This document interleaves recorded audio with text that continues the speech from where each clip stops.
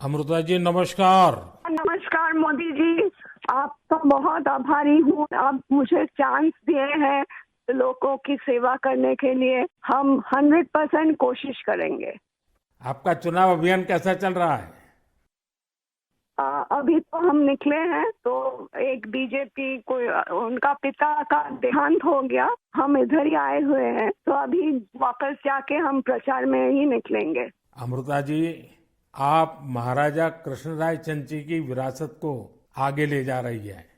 एक बात आपको हम शेयर करना चाहेंगे। हम क्या कह सकते हैं? जी जी जरूर, मुझे अच्छा लगेगा। ये जो महाराजा कृष्णचंद्र का हम फैमिली है तो उसका भी ये लोग विरोध कर रहे हैं। क्या बोल रहे हैं कि वो ब्रिटिश के साथ साथ दिया था, फिर वो मैंने हम लोगों को गद्दार समझते हैं। क्यों किया वो नहीं बोल रहे हैं। इतना जमीन दान किया, इतना सब लोगों के लिए किया, भलाई के लिए किया, वो सब नहीं बोल रहे हैं। लेकिन क्या बोल रहे हैं, तो हम बोला कि क्यों किया ऐसा महाराजा कृष्णचंद्र।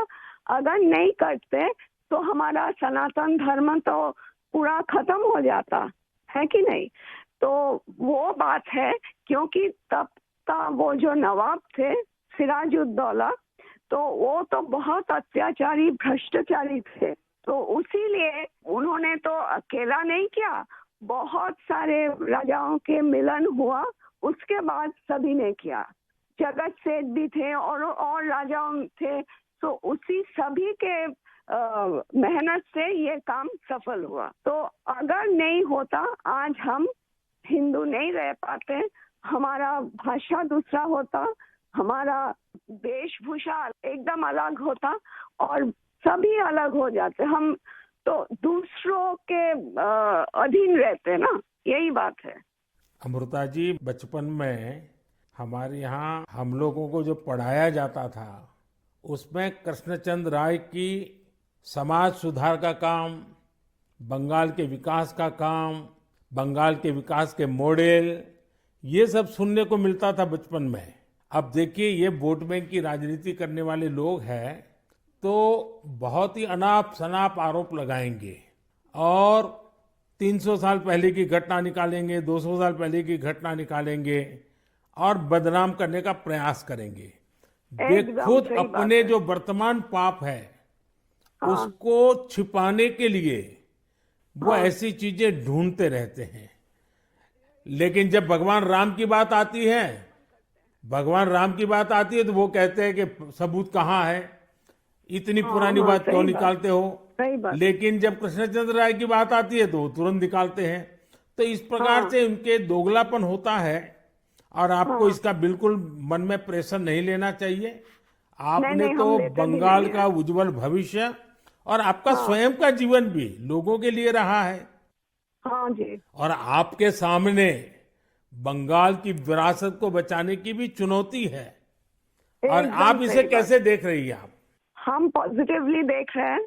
हमारा लड़ाई जो है लोगों का सेवा के लिए है, करप्शन हटाने के लिए है और वंचित लोगों के उपकार में आने के लिए है।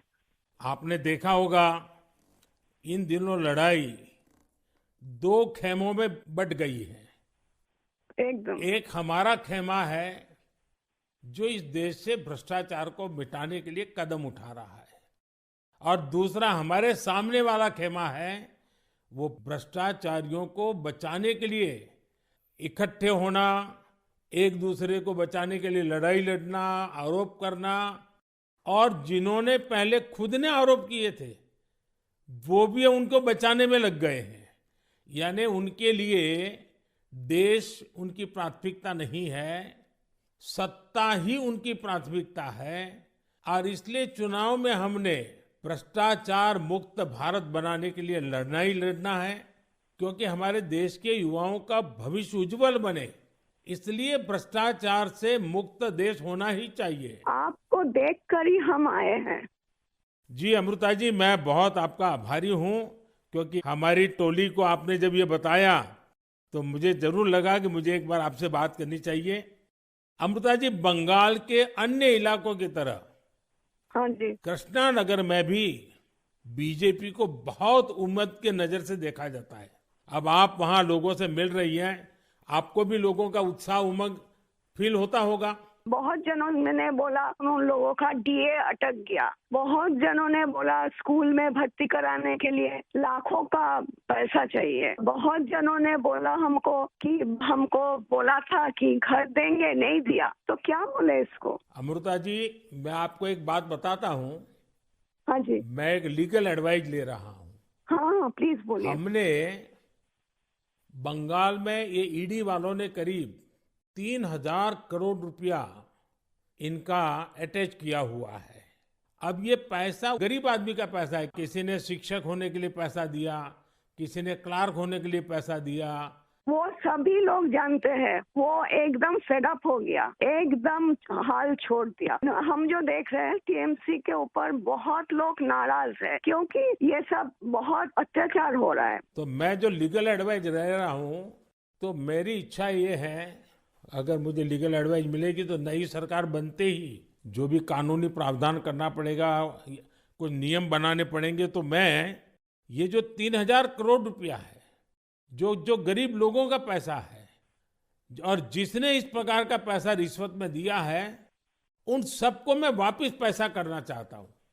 तो आप पब्लिक में जरूर बताइए कि मोदी जी से मेरी फोन पर बात हुई है और उन्होंने कहा है कि बंगाल के लोग विश्वास करें कि जो 3,000 करोड़ रुपया ईडी ने अटैच किया हुआ है, वो 3,000 करोड़ रुपया गरीबों का पैसा है बंगाल के, और वो उनको वापस देने के लिए कोई न कोई रास्ता मैं खोजूंगा। ये जरूर बताइए आप लोगों को। हम बोलेंगे। अमृता जी, पूरे बंगाल में बड़ी संख्या में लोग बीजेपी के साथ आ रहे हैं। जब आप क्षेत्र के लोगों से बात करती है, वो क्या बात करते हैं? अपनी अपेक्षाएं आपको बताते हैं क्या? हाँ बताते तो हैं। आपके कामों पे हमारा भरोसा है, ये सब बताते हैं। और हम पूछते हैं कि महुआ मैत्रो का क्या होगा, बोलो उसको तो जेल ही जाना है। अच्छा, लोग बोलते हैं। हाँ जी। अच्छा, ये मोदी की गारंटी को लेकर आपके लोकसभा के क्षेत्र में लोगों तक बात पहुंची है? हाँ हाँ, हम तो बोले हैं। तो बोला मोदी जी की तरह हमारा भी गारंटी है, हम जरूर कोशिश करेंगे आपका सेवा में आने का। अमृता जी, मुझे बहुत अच्छा लगा आपसे बात कर करके, और मुझे विश्वास है कि आप विजयी होकर के आपके परिवार की जो बंगाल की सेवा करने की परंपरा रही है, उस परंपरा को आप आगे बढ़ाएगी। आपने चांस दिया है, उसलिए हम आभारी हैं। आपने ये चांस मुझे सौंपा है। बस आप जीत करके आइए, हम मिलकर के बंगाल के लोगों की बहुत सेवा करेंगे। और आप भी जीतने के बाद पहले 100 दिन में कृष्णनगर में क्या करना है, उसका पूरा काम निकाल के रखिए। मैं पूरी तरह आपके साथ खड़ा रहूंगा, और उसमें से जो भी काम भारत सरकार को करने होंगे, वो तुरंत कराने का हम प्रयास करेंगे। आपका आशीर्वाद मुझे चाहिए बस। बस जनता का आशीर्वाद हम सबको चाहिए। जनता का आशीर्वाद ही हमारी सबसे बड़ी ताकत है। लेकिन आप मुझे गाइड करिए, ये हमारा रिक्वेस्ट है। नहीं, बिल्कुल हम संपर्क में रहेंगे, और मेरी आपको बहुत शुभकामनाएं हैं। बहुत बहुत धन्यवाद जी। नमस्कार।